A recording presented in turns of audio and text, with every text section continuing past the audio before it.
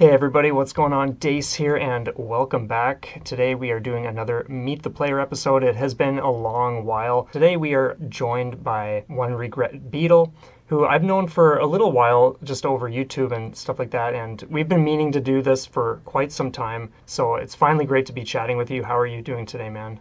Hey Dace, thanks so much for having me. Yeah, I'm doing great and happy to chat. Yeah, awesome. So, for those who are new, who haven't really been through these episodes before, the first chunk is kind of just getting to know the player, getting to know how you got into the genre, what makes you tick, so to speak, in terms of like the games and mechanics and all that kind of stuff. And then the second half, we usually get into a topic or two that are a little more specialized to the individual, something they feel like passionate about or that they excel in or whatever the case is. So we'll just get to know you a little bit first and then we'll go from there. So the first question I have is how and when did you first learn about the genre? Yeah, so it's a great question, and I kind of have a little story prepared. Perfect. So I guess I used to be, and I still am, really into fighting games and playing them, in what I thought was kind of their native atmosphere, right? The arcades. And so whenever I would go to the arcade, in between, playing fighting games and whatnot, I always saw that there were some cabinets with shmups on them, and I always thought to myself, well, I really would like to spend the time to get more invested in the genre. And it just so happens that a couple years ago, I had a lot of time for a period, and that's when I decided to start investing into the genre. And so, yeah, I think the rest was history. I've just been enjoying my time ever since with shmups. Yeah, that's awesome. So what was the first one, if you can recall? What was the first exposure? Like the first one you Hmm. jumped into, or maybe even the first one you saw, if you remember, like on the machine or whatever, whatever game it would have been. Right. Well, I think the ones that I can remember and that caught my eye were definitely the cave shmups. So in Hmm. particular, I remember seeing a Mushihime-sama Futari Nice. cabinet and thinking, wow, like it just looks, beautiful. And they were also really good players that were playing on it. So there was also kind of that display of like sheer skill. And I thought those things really attracted me to that particular cabinet. So, what was it about these games that eventually got you hooked? Like, not necessarily the thing that appealed to you that kind of like triggered that interest, but the thing when you started playing these, you experienced something in the game or the games, and it just that was that one thing that like pulled you right in. Well, let me think. I think it's a combination of factors. When you play a shmup, there's always this kind of feeling of like person versus the machine, right? It's Hmm. like you're in this push and pull against the computer where you're really trying to fight for breathing room and the Yeah. computer isn't giving that to you, or, really relentless in that pressure, and it only builds over the course of the game, if it's designed, well. Hmm. So I think that kind of aspect really is, compelling to me, especially when it, crescendos at the final boss and you're really excited and you really want to get through. And if you manage to get through, then it feels really good. So I think the combination of those, uh, feelings is really what hooked me. That's incredible to hear. And I always love hearing just like the different answers that I get from guests. And it's amazing when I think about the pacing of a shmup. Like even though from start to finish it's action packed, there's no time to rest. There are still those dips.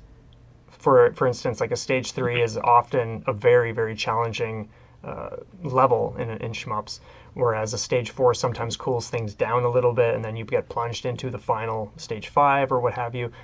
So it's neat just to see how there is still that like up and down as you're riding this like roller coaster like directly upwards to like the insanity of the final boss. So yeah, it's just neat to Absolutely. yeah. So do you have a favorite shmup at this point? At this point, it's a hard question because I can think of quite a few that I've really enjoyed my time with. Hmm.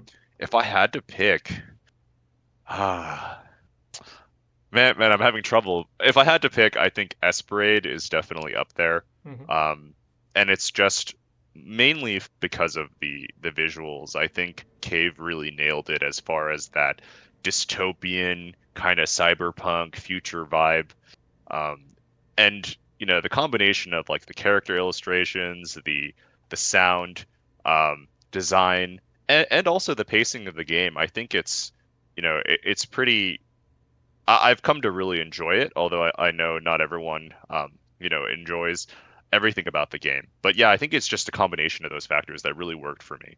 Yeah, no, I totally hear that. There's something really I want to use the word gritty, but that's not what I mean. There's something like when the machines roll in, like the big tank, or uh, Yeah. just some of the other bosses. There's just something so mechanical and dirty about it in a way, and just the fact that you're blowing parts off and the flames are just like going crazy and all this other wild stuff in that game. It's definitely a good Oh one. yeah. Uh, so yeah, I definitely understand where you're coming from with that. Now Yeah, has and like oh, the yeah, go ahead. so I was gonna say, and like the when you fight like the humanoid characters, and there's all sorts of gore and stuff. It's like, wow, like this is pretty. Yeah, it's definitely very how should I say it, like edgy, I Yeah. guess, but in the right ways, right? Yeah. Yeah. And would you say your taste in gaming has shifted since developing a greater interest in shmups? Hmm. I think in a way not so much, because I was invested into the whole arcade design style of games Okay. beforehand. Hmm. Yeah, so being someone who was really into fighting games, I kind of knew what I was signing up for, so to speak, when um, learning more about shmups. I will say though that the more that I've learned about shmups, and the more that I've um, made plans to get better at certain ones, or to make those goals, I have been paying less attention to other genres. Yeah. So there has been a little bit of a shift. Yeah. Oh man, that is like the thing that happens, and not even Hmm. just within gaming. Like I know other hobbies outside of gaming often kind of go to the wayside a little bit because shmups just there's something about them that just take a hold, and just more and more time gets pumped into them, and it's it's pretty incredible to witness this trend. Uh, so numbers. Yep. Oh, go ahead. Yeah. Oh, I was gonna say and the more you learn about it, the more like awesome games like come up on your radar, right? And you're like, well, okay, Absolutely. well, I have to make some time to play that one, or Yeah. to learn more about that one, and it just doesn't end. Yeah. But it's a treat. It is. It really is. It's a never-ending journey of just potential and so much to learn and so much to accomplish and just enjoy. And I absolutely love it.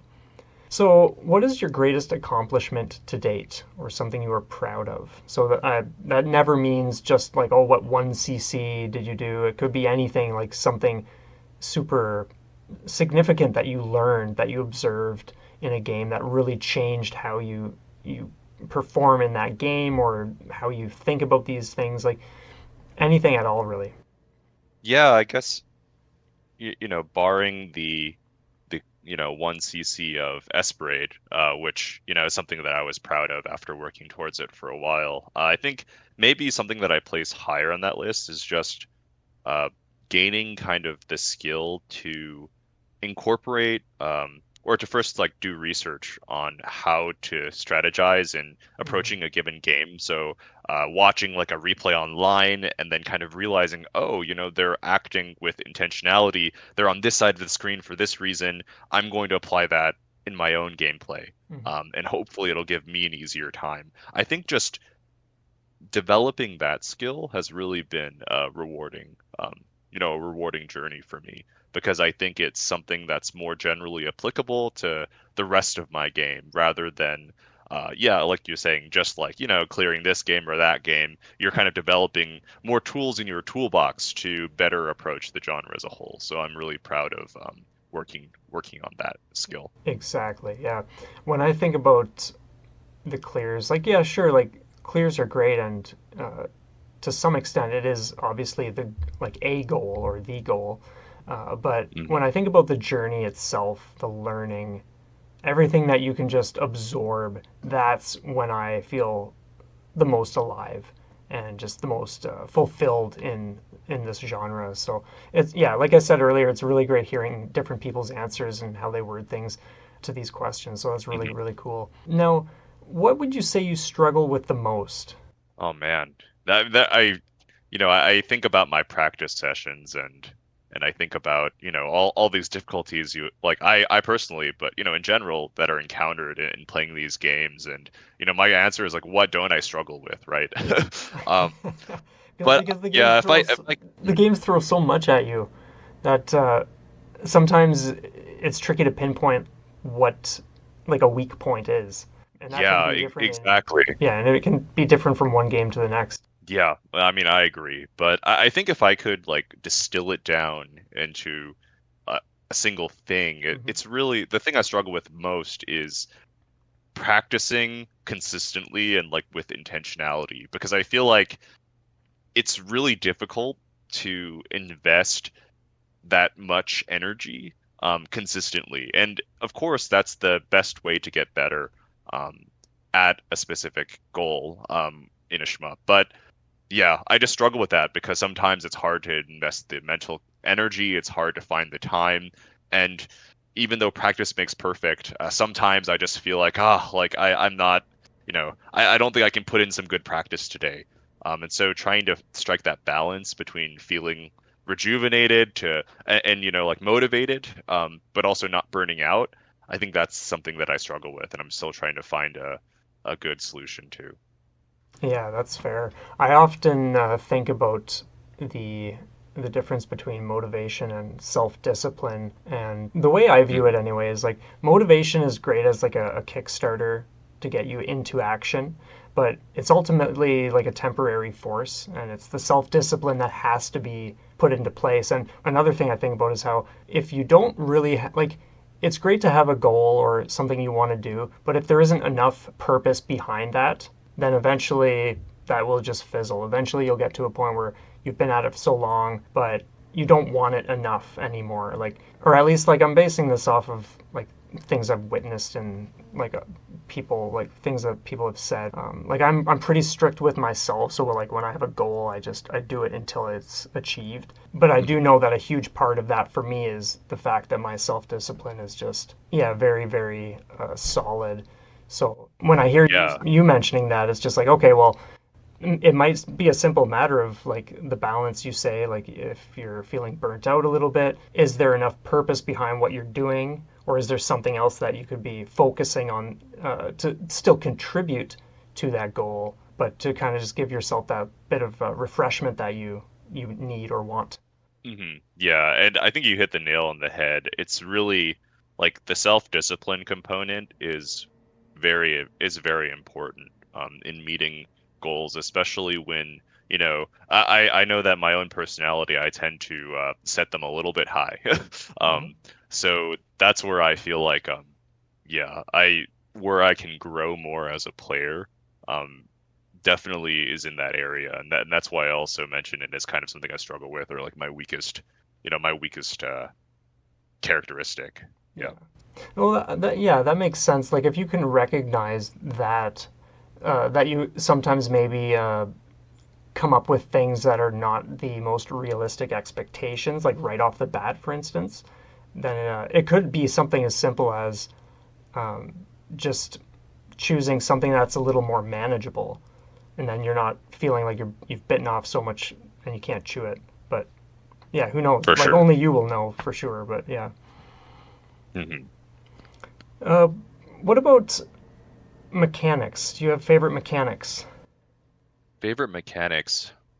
Well, yeah, I think one mechanic that I really enjoy, and I think actually it's come up in one of your Meet the Player episodes before, is Escaluta's kind of Kakuse mechanic, um, where basically you can invest some sort of resource to slow down the bullets Hmm. that are coming towards you, and I think that is really it's great because not only is it a very core component in the high level scoring for that game, but it also functions to benefit uh, players that are just looking for survival um, gameplay as well, because you can choose to save all your resources, your gems is what they use, and cash them out in very lucrative sections, or you can kind of save those gems for really difficult patterns or patterns, bullet patterns that you might be having difficulty with. Um, so whenever I think about like shmup mechanics and how they've been designed to like serve multiple purposes, I always kind of look back at Espluta. Nice. Yeah, that's one I haven't dipped into very much, and it has been quite a while since I did jump into it. I think when I got that, I did like the easiest mode, like a no miss, and that was a pretty wild ride. But in terms of banging out the actual original mode clear or whatever it's called, I haven't buckled down with that game at all, really. But it is a pretty wild time just because of how intense or complex it can feel at times with the Right. mechanics and everything that goes on. So it's great to hear that title crop up again. Yeah, and I think if I may make a suggestion, I think Escalada 1 is definitely less of the mechanical overload or, just it feels much less overwhelming to play the original game. Now, Mhm. unfortunately, the original game isn't on a modern platform, Yeah, so that's a little bit of a gap. But, I'm hoping before long, Cave can bring that to a modern platform so more people can enjoy it. Because I do prefer the first game to the second. I think the second, especially on its arcade mode, is very challenging. So they kind of were like, okay, well, let's make it harder. Let's make it less. Let's make the mechanics less forgiving. And I think that was, I guess, like I wouldn't say it's in the wrong direction, but that's like what would contribute to me saying I prefer the former game in the series. yeah, for sure. And what about mechanics that you don't really resonate with, Hmm. if anything Let stands me out? think. If not, that's fine too. Yeah. Yeah. I mean, I think I think I have an idea. It's still like mechanics like checkpoint systems. Hmm. I have difficulty with, and I think maybe it's because I don't have enough experience with the older shmups that incorporate it, like Gradius, for example. And I don't have kind of the skill or the experience to appreciate them. But whenever I like encounter a checkpoint game, I find my interest kind of waning, and I think it's kind of like accelerated by dying at a very difficult part and then seeing where I spawn Yeah. and thinking to myself, "Oh man, here we go again," right? Yeah. Oh, that's totally understandable.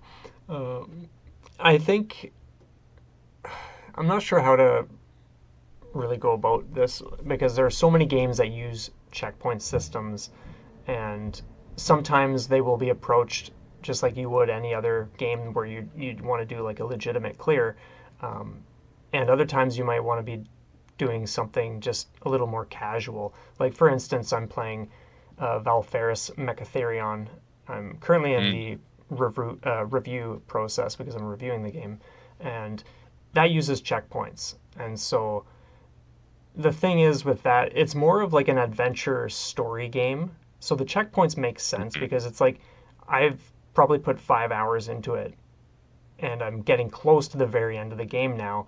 But like no one's gonna do a legitimate 1cc of like a 5 hour game. Well, someone might, but Oh like yeah. this game isn't designed to be that sort of experience. It's kind of like you go through it like a Dark Souls kind of situation where it's like you're gonna die to bosses over and over again until you figure them out, and then you're gonna like move onward. So in that sense, even though it's technically like a shooter, uh, it just it's on a different track.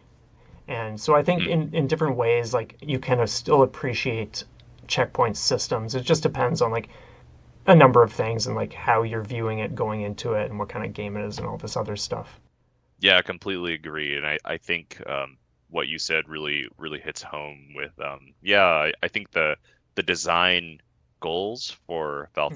Ferris and the 5 hour runtime is a little bit different Yeah, than what I would think a shmup design would be. for So I sure. can definitely see it working there a lot better. Yeah. And what are your current goals if you have a shmup on the go these days? Like I know you're into like fighting games, and we're going to talk a little bit about that too. But do you have anything on the go right now that you're chipping away at? Oh yeah. So this is going to go into me kind of setting a little bit overly optimistic goals. So one goal that I made a couple of years ago was to clear every game developed by Cave. Hmm. And Nice. so yeah, I'm maybe 9 or 10 games away, but the rub is that I saved the most difficult ones for last, of course. Yeah. Uh, so yeah, there hasn't been too much progress on it in the last few months, but I'm still that's still a goal that I have, and I'm trying to make progress towards it, albeit slowly. Yeah, that's fair. And the great thing is there's never any rush. Hmm. When I think about my playing, I know a lot of people struggle with the idea that they have to bang out the game in the least amount of time possible. Like if they like let's say knew they could do it in 2 weeks, they would want to do it in 2 weeks and then move on to something else. I take a bit of a different approach. I make the focus about like how much learning I can squeeze out of the experience. So if I'm in a game for way longer, it's a more fulfilling time for me to just be lapping up as much knowledge and information as I can from just being in the game longer and longer. And I get like not everyone's going to want to do that, and that's fine. But yeah, just back to the point, there is no rush because like even if it's a year from now and you still haven't polished off the list, so what? You've been busy with other things. You're probably enjoying life and doing all this other stuff, and the games are still there waiting for you anyway. So that's Yeah, I mean, I really resonate with what you said about kind of experiencing all the game has to offer and not really rushing towards a goal, maybe because I don't know, like I sometimes see, especially the really skilled players, you hear about, yeah, I just banged out that clear and I just checked that box, and I'm thinking, like, wow, these players are really skilled, but I'm thinking about my own experiences as well. Like some of my best memories uh, of playing shmups were kind of maybe like not towards a specific goal, but just experiencing all they had to offer and kind of, as you said, taking in the experience. yeah, And so, if I want to apply that or using that knowledge going forward, maybe the best memories that we make with shmups or that I make personally aren't necessarily when I'm in a 10-hour session just trying to marathon this clear or anything, but when we're actually kind of taking a step back and kind of appreciating and learning more about the games and interfacing with them in that way. for Yeah. sure. Yeah, I like that too. And so let's get right into like we're almost done the initial questions. But I'm gonna slot in those ones we talked about. So I'll just start with the first one. Why did you start doing commentary for your clears? Oh yeah. So yeah, for those who don't know, like I have a small YouTube channel with a couple clears of shmups with some commentary, and so I want to say the reason that I started uploading those videos was more for myself Hmm. because I realized that I was doing a lot of work, kind of putting the strategy together, and like doing the research necessary to be able to clear a game on one credit. And I kind of didn't want that to fade from, you know, my mind the moment that I accomplished my goal. I kind of wanted some way to document that Yeah, for the future in case I wanted to revisit the game and remember all those strategies. And so that's kind of why I initially like recorded some voiceover video. And over time, I realized that there were actually people who, got something out of watching those videos and kind of learning from some of those very basic strategies that I developed myself or stole from someone else. And, totally. you know, yeah. And so when I realized that people were actually, appreciating some of that, it kind of motivated me to continue that specific type of video. So yeah, I'm just really happy that it could serve, multiple purposes by being both, source of information for others as well as for myself as well.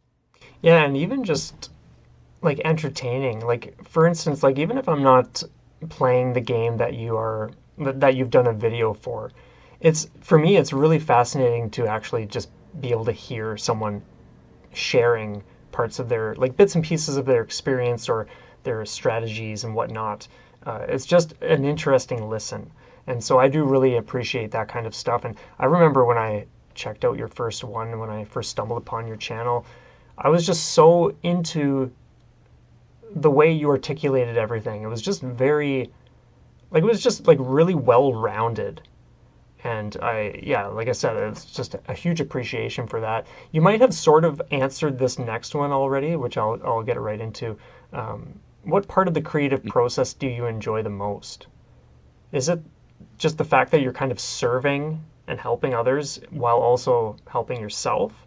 Or is there like another aspect that you enjoy when you do these Hmm. commentaries? Right. So I just wanted to say thanks, Dace. I really appreciate your kind words in the previous when we were discussing the previous topic. And for the present question, you know, at least at first, I didn't really think there was anything creative going into my videos. I took a very kind of like analytical approach to just, hey, here's gameplay footage of this thing that is described in the title of the video, Yeah. and here are my thoughts, right? Or no, not even my thoughts. Here is what I'm doing. Uh, but yeah, like as time has gone on, I've kind of learned to enjoy more of the process. So kind of learning how to do a little bit of effects in the videos and try to make them a bit more entertaining or at least more like enjoyable to the eye. So not everything has worked quite to my vision. But to answer your question, I don't know. I think just the uh, the task of composing the videos themselves. Mhm. It's a general answer, but I think that's kind of what I enjoy most is just putting it together once I have all the components. So the video, the audio, a little bit of effects here and there, and then throwing it up on YouTube. I think that's what I enjoy the most. Yeah, no, that's fantastic. There is a lot involved for every video like that, and it's always great to see what different people zero in on and what they decide to share. So, yeah, huge thanks for everything you've thrown up on your channel. And so, are you aiming to extend these creative energies to other genres or areas of life? Honestly, I have no plans for the moment. I think Yeah, I think that the typical style of video that I upload, which is just some thoughts and also maybe like an achievement on a game, I think that's definitely something I want to stick with just because I don't have any well-formed ideas for how to expand that. Mhm. Um, but it's definitely possible that I might think, like something not shmup related, maybe arcade related. Um, that I would explore that in the future. But for now, I don't have any definite plans. Yeah, no, that's fair. One thing I've noticed about a lot of people is there will be most people will for one reason or another not feel so comfortable about like talking over a video and then like putting that out for the public.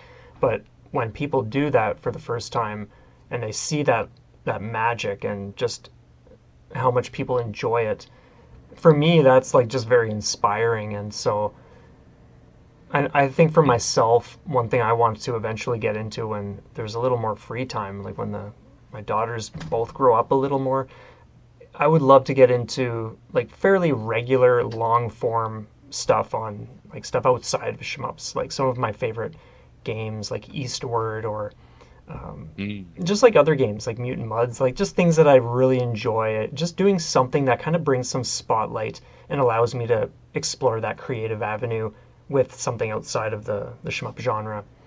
So that's kind of like Yeah, how I view that.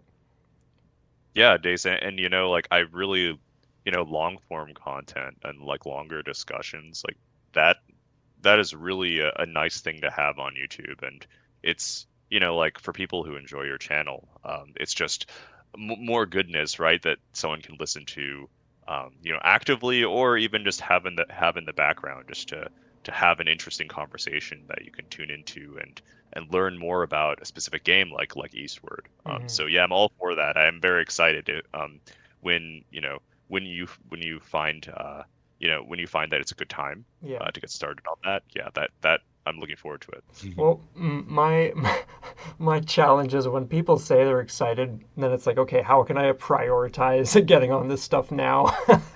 Because it's like when even if one person would enjoy it, it's like, okay, I've got to make this happen for them.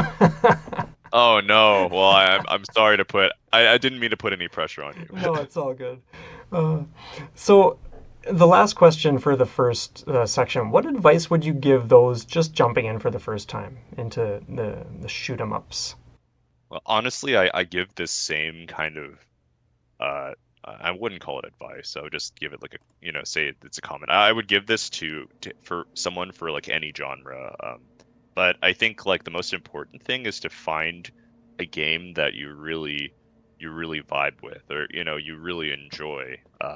And then the rest falls into place, because once you have something a game that you're really really into, then you're not going to have to worry so much about motivation, at least to start, or that curiosity of learning more about a game, Hmm. and getting more involved in its mechanics, because it's just going to you're going to want to do that because the game is so awesome, and you're really enjoying your time with it.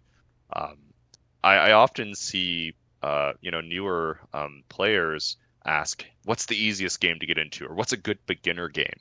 And I think to myself, well, the best game to get into is the game that you most enjoy, because what's going to keep you coming and what's going to keep you playing isn't that the game is beginner friendly or Yeah. a good entry point. Hmm. It's because you like the game.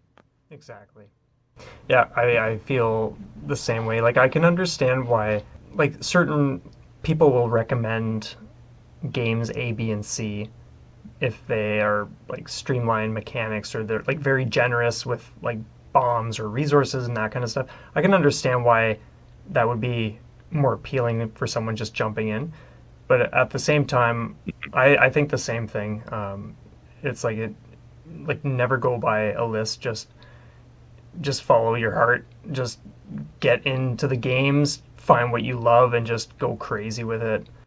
It reminds me of Yes. a buddy of mine who lives about an hour away. He got into Shmups a little bit, I think like a year or two ago, and I don't think he had any prior experience or anything. And I don't think he really plays anything now because he's like a fighting game player.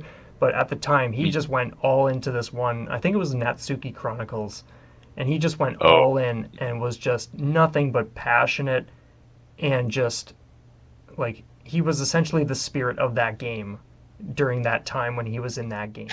And it's incredible to see that kind of thing. And I couldn't tell you if that is so-called beginner friendly or not, but I think that's what we're talking about. It's like you connect with what you're going to connect with, and it doesn't matter whether it's the hardest game out there or the easiest. That's the game you want to be in, and I think that's awesome. And I think that's yes. the best approach.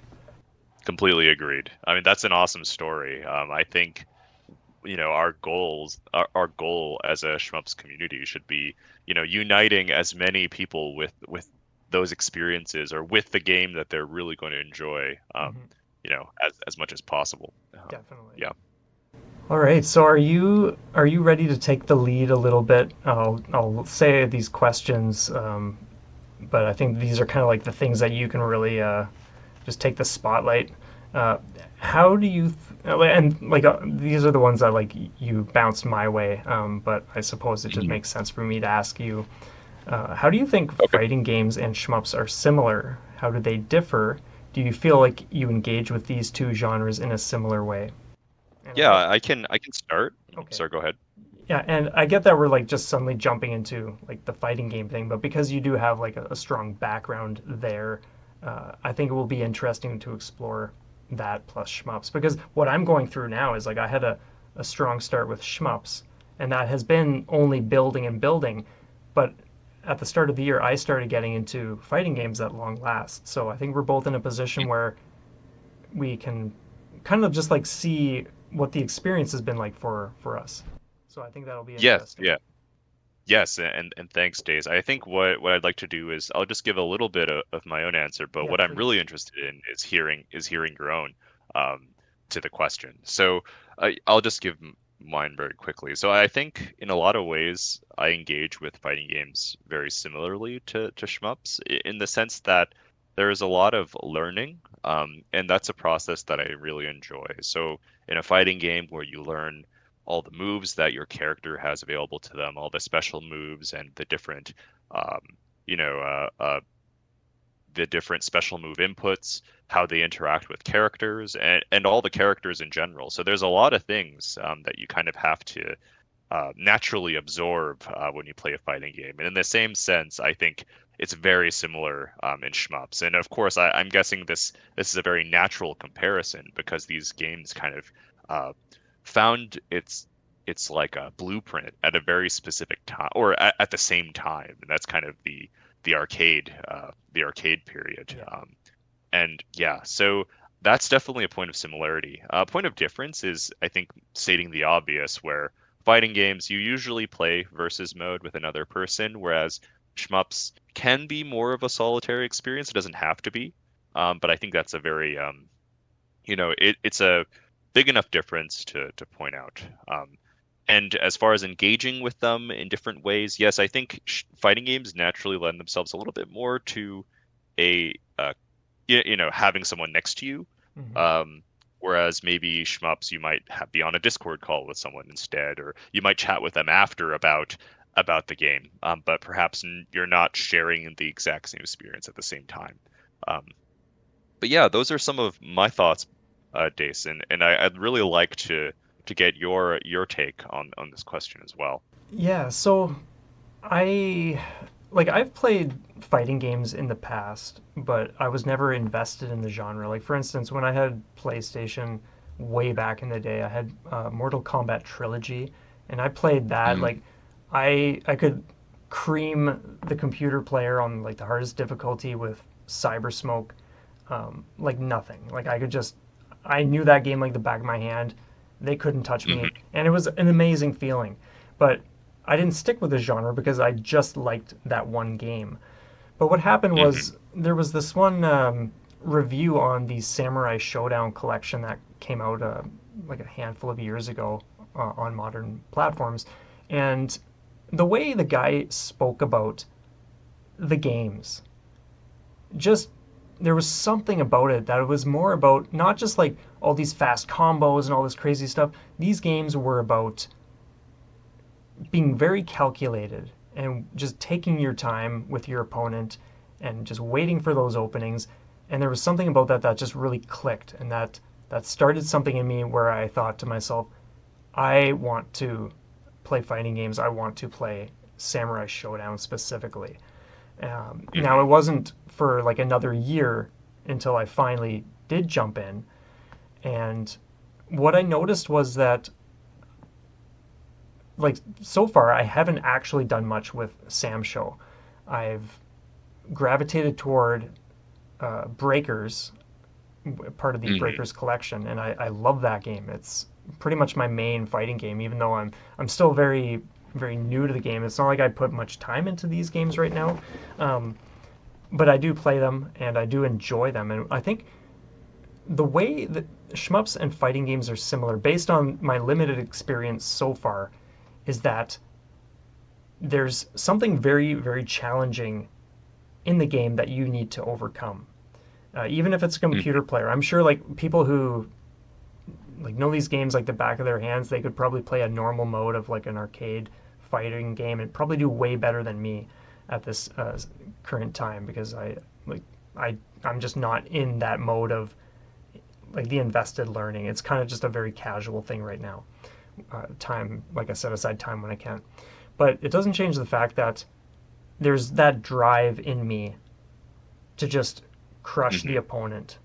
Now, I don't do any playing with human players. I don't have like Switch Online or anything like that. So it is just uh, like a very, in ways, like a shallow experience compared to if I was interacting with someone else who was actually controlling the uh, the character instead of just the computer. because I do know that like I can take advantage of the computer player in certain ways, like just by doing certain moves on repeat if I really need to get out of a pinch or what have you. But I think yeah, just to like sum that up, they're similar in the sense that there's something really hard and I want to beat that hard thing. How they differ, Hmm. I think you nailed it, and this is what I was going to say too, is that I view fighting games as something that shines the brightest when it's played with others. It's a very much a more of a like a community or like a group thing. Whereas for me, shmups are a very personal solo journey, uh, Hmm. and I think I like you. There are certainly social aspects, and people can get involved to one extent or another.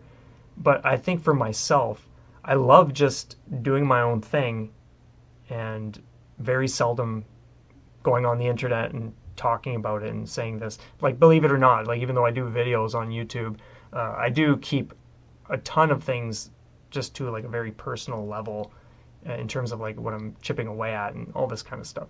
So I think there's something very sacred to me when it comes to shmups that I just like to enjoy the journey on my own.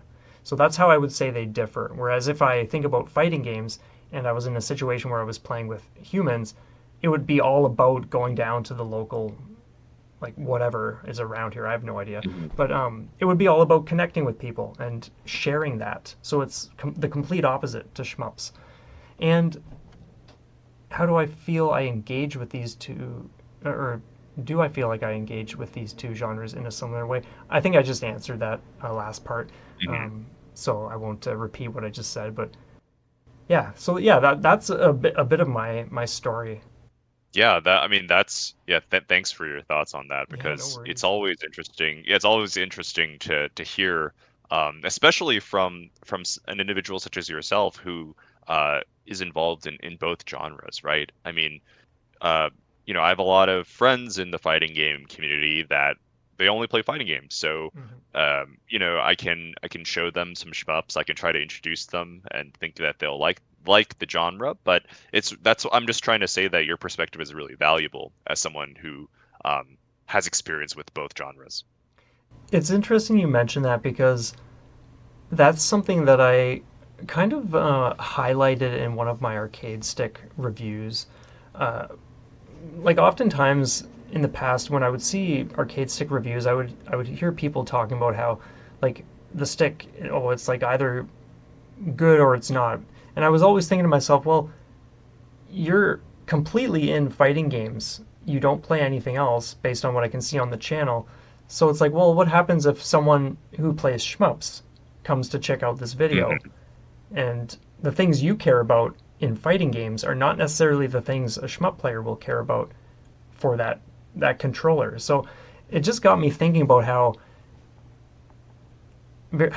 quickly things can kind of just fall into like a certain box. And if we don't have a little exposure or the consideration for other things, our opinions can sometimes just become very limited or skewed. And if we're doing information for Right. public or for the public, then we may or may not be serving as best as we could. So that's just another thing I will throw in there. Yep, definitely. And yeah, it's tough because I'm sure that the person who's doing an arcade stick review that only has experience with fighting games, like they're not really aware of that. That a joystick is used in lots of different genres, and it Mm-hmm. might not be ideal for one application, but ideal for the other. So yeah, definitely being cognizant of that fact as a consumer of these videos. I think is important, and that's also why I really enjoy your own controller reviews, Dace, because I understand. Like I feel like I can relate a lot to your gaming journey, and I think as a result, I kind of can. I don't know. Trust is not the word I'm looking for, but I place a great stock in your opinions on the peripherals that you take a look at. Oh, I appreciate hearing that. Thank you. It Hmm. it definitely inspires me to always just be as honest and straightforward as I can. It's not like I would ever have any reason not to be. It's not like I'm going to praise something that I'm not into, but for the most part, I do believe in just being passionate about what I do and enthusiastic. And if I can inspire people and equip them with the information that is relevant and it helps them connect with whatever controller, then I'm doing something correct. I'm serving some beneficial purpose. So that's one thing I really do enjoy about doing controller reviews. Hmm. So let's get into the next one then. What is your preferred controller type for fighting games, and how does this compare with shmups? So for me, the question is easy, or to answer, and that's because I only really play on arcade stick. Mhm. I haven't really explored the leverless space, although I always appreciate hearing about it. But I always kind of just go with my old reliable arcade stick. I've been playing on that peripheral, on that platform or that peripheral for over 10 years now, and so it's definitely what I'm the most comfortable with. Maybe to be a little bit more specific, I've had a couple sticks over the years, and they all usually have some sort of square gate, Mhm. as opposed to like an octagonal gate or a circle gate, and usually the buttons are kind of bog standard, some sort of Japanese style Sanwa or Seimitsu button. I've experimented with levers a lot over the past, over my experience, and honestly, I I can't really say one of them has served me better than the other, but yeah, I mean, I guess I'm just more insensitive to the differences between those models. But yeah, I think that's kind of what I typically like to use. So there's no difference between shmups and fighting games for me. Yeah. What about yourself, Dace? Well, how do you feel about leverless versus arcade stick, especially related to those two genres? So when it comes to shmups, I will either use stick or D-pad. Like if I'm just playing casually and I don't feel like having something in my lap, or it's not a game that I feel requires a certain level of precision, I will use D-pad because it's just more casual for me. If I'm playing something that's a lot more demanding, then I will be on stick, and I love stick. When it comes to fighting games, I've never used stick. Like since I just got into fighting games 6 months ago, the thing I jumped onto was the Snackbox Micro, and then of course like I've been checking out tons this year so far of the leverless, and those just feel right to me. They just feel like such a cool way to control the character. When I think about using an arcade stick, it's not that I never will experiment with that, but I don't think I will ever prioritize, or not ever, but like I don't think I will prioritize that anytime soon. There's just something so, I'm not sure, like it's like leverless just feels like I don't need to bother with anything else. Like it just feels the most appropriate. And so unless I have Mm-hmm. like a reason for, like, let's say comparing it or seeing how I think down the road at some point, I'm just gonna keep riding the all button controllers because I love the experience so far. Hmm. So yeah, And that's and so yeah, yeah. Go ahead. yeah. So I was just going to ask to piggyback off of that, because I think that experience that you're having is really interesting to me because I oftentimes hear, I guess, the opinion that leverless inputs, like when you try to do a quarter circle forward motion, it's not as intuitive to someone as if they kind of just did the same motion with the arcade stick. But here, um, you feel that, yeah, it seems like the leverless all button kind of layout, it feels more complete to you. So then my question to you is, do you like, is it just not something that you've encountered at all that like these sorts of motion inputs feel less intuitive?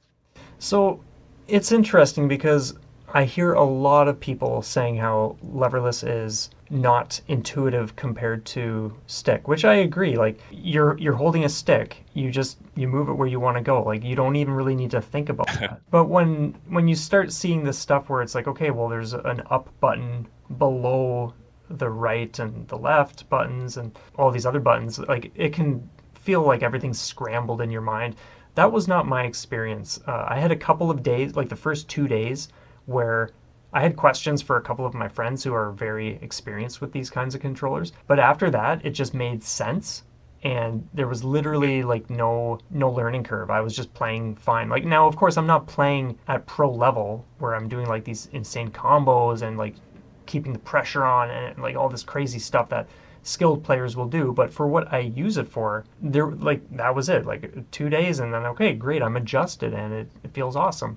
Yeah, it's great to hear because yeah, I think the leverless style for fighting games is only becoming more popular for good reason. And Absolutely. I'm yeah, and I'm very happy to hear your own perspective on that to hopefully give others who may be on the fence, Hmm. to encourage them to give leverless a try for fighting games. Yeah. And yeah, I'm glad you mentioned that because that's another thing that I'm all about is like I see a lot of people who are on the fence or they think it has to be this thing where it's about like giving up stick to transition to leverless. But it's like, well, why not just use both? Like if you don't want to use stick for fighting games anymore because you want to be on an all button controller, that's fine too. But like there's no one saying you can't just use two different kinds of controllers. Maybe for one Yeah. type of game you want to use stick. Maybe for another fighting game you use an all button controller. And the great thing is like with oodles of the companies that are like popping up and doing very inexpensive units, you can easily snag one without opening up your wallet too much, like Oh, 50, yes. $60, and you have a leverless. So it's like there's really no reason not to at the very least experiment for like a week. Like at least give yourself that and just see what you think. And so that's another exciting thing when I do these reviews and people share their feedback or saying like, "Oh, I just got this and I'm loving it so far." It's like that's awesome to hear. I'm so happy that people are able to connect with these new types of controllers. New as in like Yeah. yeah, not around nearly as long as Stick has been. Yeah, and I think you touched on a really great point in favor of leverless controllers is just the price point, right? Yeah. So, I've looked at consumer, options for arcade sticks and kind of followed them for quite some time now. And really, arcade sticks have never been, I don't like that affordable for the general audience. If you're on the fence or if you want to try one, if you want to try one back in the day, you're not really going to get much for less than $200. There are Yeah. some budget options, and like Mayflash has really done great in that regard. Yeah, But big time. in the past, yeah, but in the past, it was just not that affordable. So I think that's another reason why leverless has become really popular is because, yeah, they were able to learn how to make these, for a reasonable price. So if you're picking up Street Fighter for the first time or Tekken, it suddenly you can buy a leverless controller for almost as much as a new DualShock these days, and that's really, I think really important for putting these in the hands of people who want to learn and who want to get involved. And as you point out in your videos, like this isn't even something that's limited to just one genre, Yeah, right? You exactly. you Yeah. have that leverless now, and you can use it for shmups too. Yeah. So it's just great, I think. And I think another thing that contributes to just how widespread and popular the leverless is becoming is the fact that GP 2040 CE makes it so that literally anyone can just start making their own controllers. Like you can Right. you can use the resources on the site, and if the only thing you have is like a Tupperware container or a pizza box, you can make your own controller. And I think it's a little more feasible compared to figuring out like putting together your first arcade stick. Like I'm sure there are people out there who are going to hear that and say like, "Oh, it's just as easy." But like I think there's just a little more momentum these days with something like GP 2040 because it's like there's just so much information and it puts people in a position where they can do something and it's not going to cost all this money to like get like an $80. Well, no, I don't think sticks are even $80, like the joystick component. But I just mean like it can add up very quickly to just make an arcade stick. But with Hmm. making Yeah. an all button controller, I feel like because you don't have all these other things involved, you can do it for way cheaper. It's just like the PCB, the micro switches, the button caps, and like the whatever casing. So it's really, and that's part of like why I love seeing all these different companies, like how they're designing it, what materials they're using, all this stuff. But yeah, I don't need to keep babbling on and on about that. But yeah.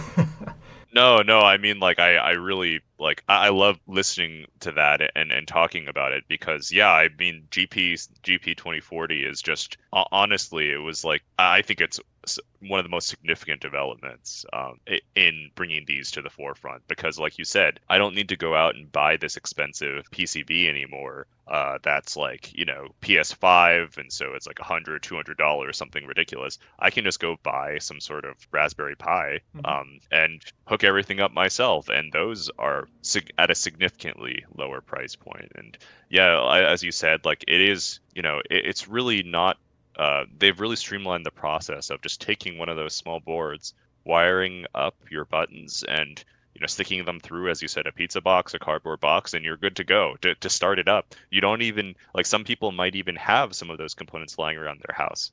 So Absolutely. yeah, I think I think that yeah, it's great, and I'm really happy to hear your thoughts on that. Mhm. Yeah, and I think it'll be interesting to just see how.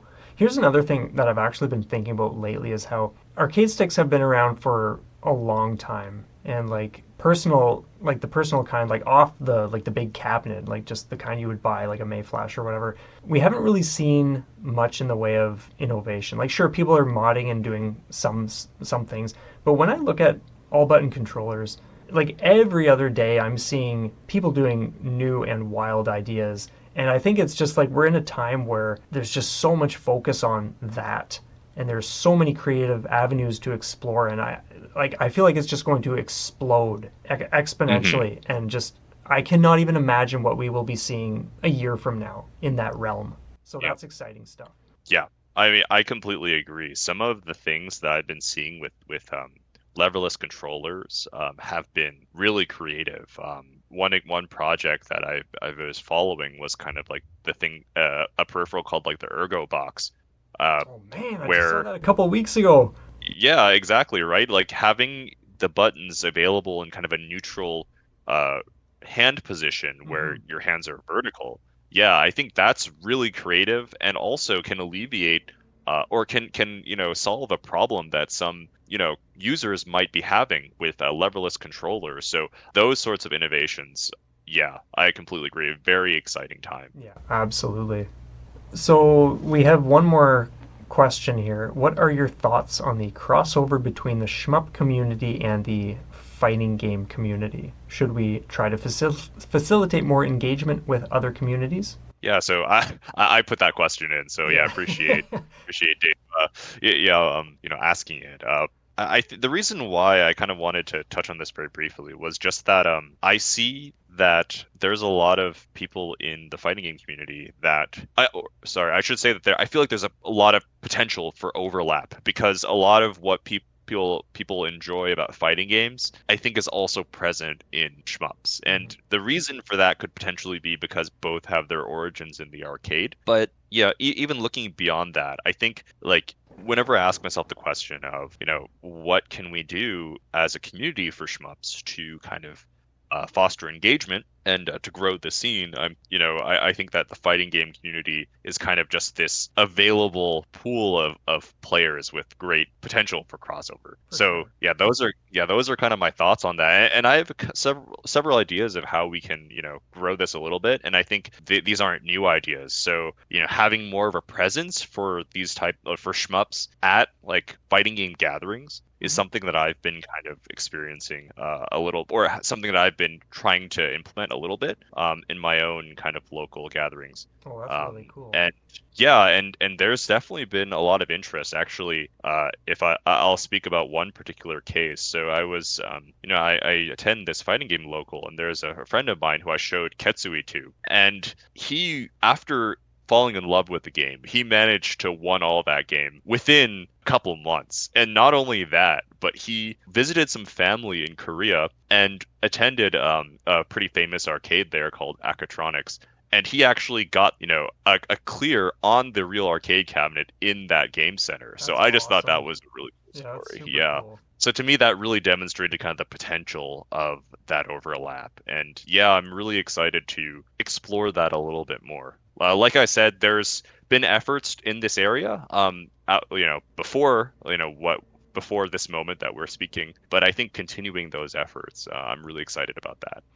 It's great that you mention like the word potential when it comes to the FGC people because I think like every game like every video game is going to have some level of challenge or something that stirs like your spirit to overcome it. But I think when it comes to things like shmups and fighting games specifically, or even just like arcade games in general, when there is that history of okay, this was designed to take your quarters and to get you to just keep putting them in because you wanted to just like prove something or just see how far Hmm. you could get. There's something really special about that kind of energy. And I don't feel games outside of the arcade experience necessarily capture that same kind of essence.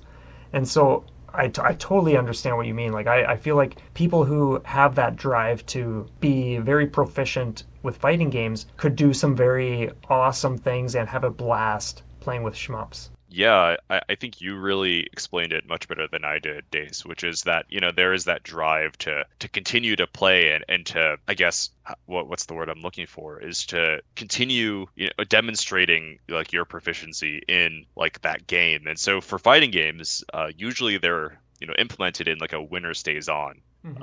kind of a rule set, right? So you guys both put in quarters. Whoever wins gets to play another round, whereas the loser has to take turns with the others putting in more quarters, right? And Yeah. so you could get by. Maybe you could play an entire afternoon with just one quarter if you were good enough. And in the same way, shmups, the one credit clear all comes from putting in a single quarter and getting to the end of the game, watching those credits roll and thinking, hey, this game that's really difficult, financially motivated to be difficult. I was able to do that a year. So yeah, I'm just reiterating what you said. I think you really explained it well. That motivation is yeah shared between those two genres. Definitely.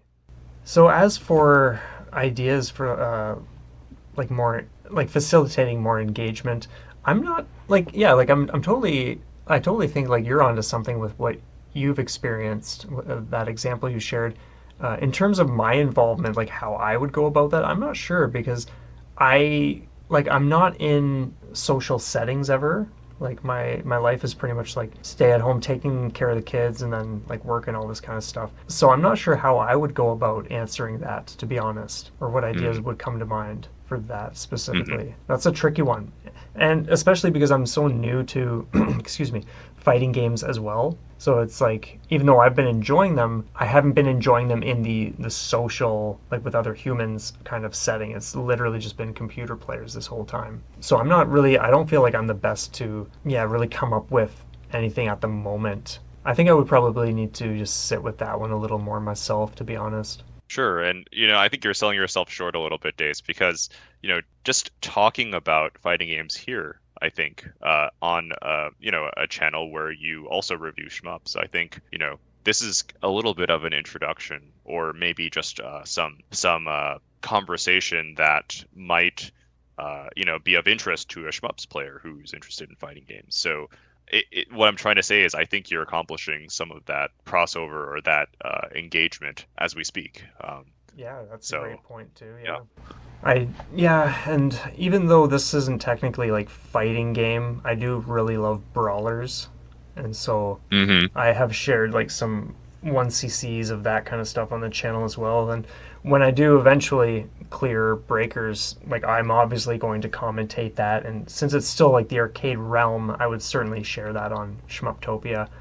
But yeah, Yep. it's tough though. Like I can get sometimes there are two characters and like if they show up like late in the run, like as let's say the eighth or opponent or whatever, oh, it's just brutal wrapping my mind around Yeah. the fights. So it's something like I said earlier in the chat, like it's casual, but it is something that I do intend to clear at some point. And either way, I'm enjoying Yeah. fighting games the little bit I'm dipping in here and there. So yeah, it's all good. Yeah, sounds great, and I'd really be interested in hearing your thoughts.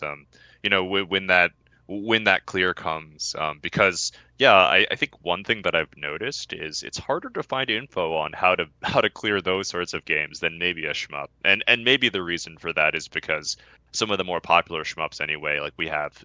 resources such as some of the various like videos people make on YouTube, but also like forums from way back when Yeah. that kind of document strategies. And I feel like there's less resources for some of those arcade modes in fighting games or in beat 'em ups. So yeah, anything that you can put out in that respect, I think is doubling in the sense that it's also creating more resources for people to look at in the future for strategy. So yeah, very exciting. Definitely. Yeah, that's awesome to hear. That wraps up like the questions. Was there anything else you wanted to get at, or are we good to close this out for now? I think we touched on all the topics that yeah we had queued up. So Dace, I really appreciate your time taking out of your busy schedule to have this conversation with me. I really enjoyed our conversation. Oh, yeah, same here. I'm yeah, we had some for those listening. We had some technical issues, so I had yeah, one regret. Beetle had to wait like 15 minutes for me to figure out stuff on the computer before we could record. But I'm really, really thankful that we were able to bang this out. And I have had such a blast chatting with you. It's been so good and so fulfilling. And I feel like we had a really solid conversation, and I'm really trusting everybody enjoys it who listens in. So a huge thanks for your time as well, and everybody who jumped in for this episode. You cannot thank you enough. So yeah, thank you so much for being here. Thanks, Dace. All right, take care, everybody, and we will see you next time.